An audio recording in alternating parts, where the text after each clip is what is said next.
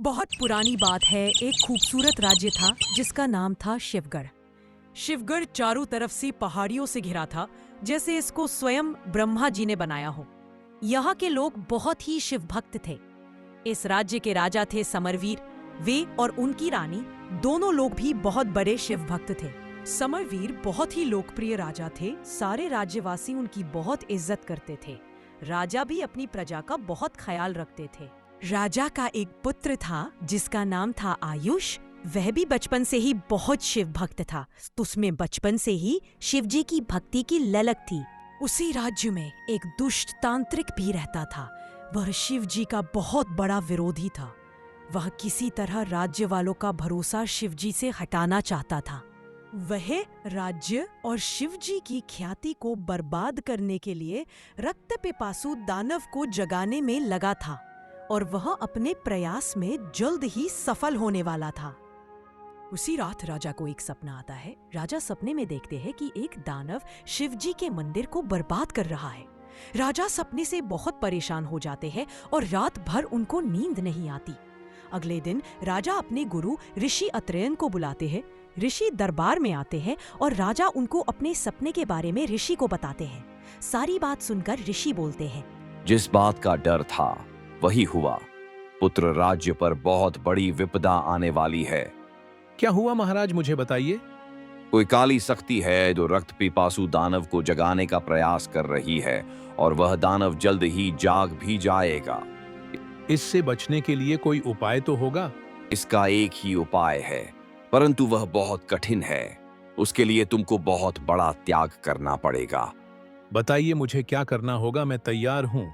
तुमको अपने एकमात्र पुत्र का बलिदान करना पड़ेगा।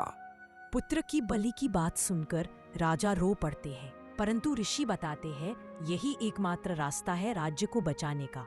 राजा बहुत धर्म संकट में फंस जाते हैं। एक तरफ पूरा राज्य है और एक तरफ प्राणों से प्रिय बेटा। अब वे अक्सर दुखी रहने लगते हैं। एक दिन जब राजा दुखी मन से बगीचे में बैठे होते हैं, तभी रानी वहां आती है और राजा से उनके दुख का कारण पूछती है।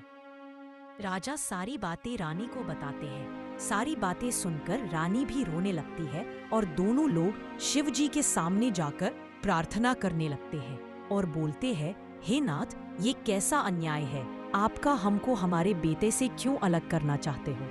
तभी शिवलिंग से आवाज आती है, समरवीर, क्या तुम्हारा भरोसा मुझसे उठ गया है? मैं अपने भक्तों के साथ कभी अन्याय नहीं होने दूंगा। यही नियति है। तुम घर जाओ और अपने पुत्र को सारी बात बताओ। ये सब उसकी नियति में है। राजा और रानी घर आते हैं और अपने पुत्र को सारी बात बताते हैं। आयुष बोलता है कि एक राजा का धर्म है कि वह अपनी प्रजा की रक्षा करे, चाहे उसकी कीमत कुछ भी हो। मैं अपनी बलिदान के लिए बिल्कुल तैयार हूँ। मुझे मेरे शिवजी पर पूरा भरोसा है। राजा और रानी अपने पुत्र को गले लगा लेते हैं। राजा, रानी और आयुष ऋषि के पास जाते हैं और आयुष बोलता है, बाबा, मैं बलिदान के लिए तैयार हूँ। मुझे मेरे जीवन का कोई मोह नहीं। मुझे तो केवल शिवजी का मोह है। अगले दिन ऋषि के बताए अनुसार नगर में उत्सव की तैयारी होती है और मंदिर को सजाया जाता है। आयुष को विशेष रूप से नहलाया जाता है और पवित्र किया जाता है। राजा, रानी और आयुष मंदिर पहुंचते हैं। सभी लोग आयुष की जय जयकार करते हैं। पूरा परिवार मिलकर शिव जी का आह्वान करता है और यज्ञ इत्यादि करता है। बलिदान की घड़ी आ जाती है और आयुष स्वयं शिव जी का नाम रटते रटते बलि वेदी पर लेट जाता है। राजा अपना कलेजा मोटा करके कुल्हाड़ी चलाते हैं और आयुष की लीला समाप्त हो जाती है। राजा आयुष का खून एक थाली में लेकर शिव जी को अर्पित कर देते हैं। उधर दूसरी तरफ उस दुष्ट तांत्रिक ने रक्त पिपासु दानव को जगा दिया है और वह दानव को आदेश देता है कि शिवगढ़ को पूरी तरह से तबाह कर दे। तांत्रिक का आदेश पाकर दानव शिव मंदिर की तरफ चल पड़ता है। सब लोग उसको देखकर डर के मारे इधर उधर भागने लगते हैं। राजा और रानी दानव को देखकर शिव जी के पास जाते हैं और उनसे रक्षा के लिए विनती करने लगते हैं। तभी तेज रोशनी के साथ शिव जी प्रकट होते हैं और सभी लोग उनकी जय जयकार करने लगते हैं। शिव जी मंदिर से बाहर आते हैं और दानव के आमने सामने आ जाते हैं। तभी शिवजी अपने त्रिशूल से दानव पर प्रहार करते हैं।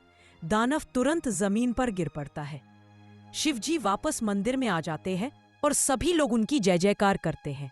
इसके बाद राजा और रानी शिवजी से अपने पुत्र को वापस पाने के लिए विनती करने लगते हैं। शिवजी उन पे दया करते हैं और आशीर्वाद देते हैं। तभी आयुष पुनर्जीवित हो जाता है। राजा और रानी खुशी से अपने पुत्र को गले लगा लेते हैं और शिवजी का धन्यवाद करते हैं। राजा, रानी और उनका पुत्र खुशी खुशी मंदिर से बाहर आते हैं और सारे राज्यवासी उनकी जय जयकार करते हैं। तांत्रिक यह सब देखकर हैरान हो जाता है और वहां से भाग जाता है। राजा और रानी एक बार फिर से अपने राज्य पर खुशी खुशी राज करने लगते हैं।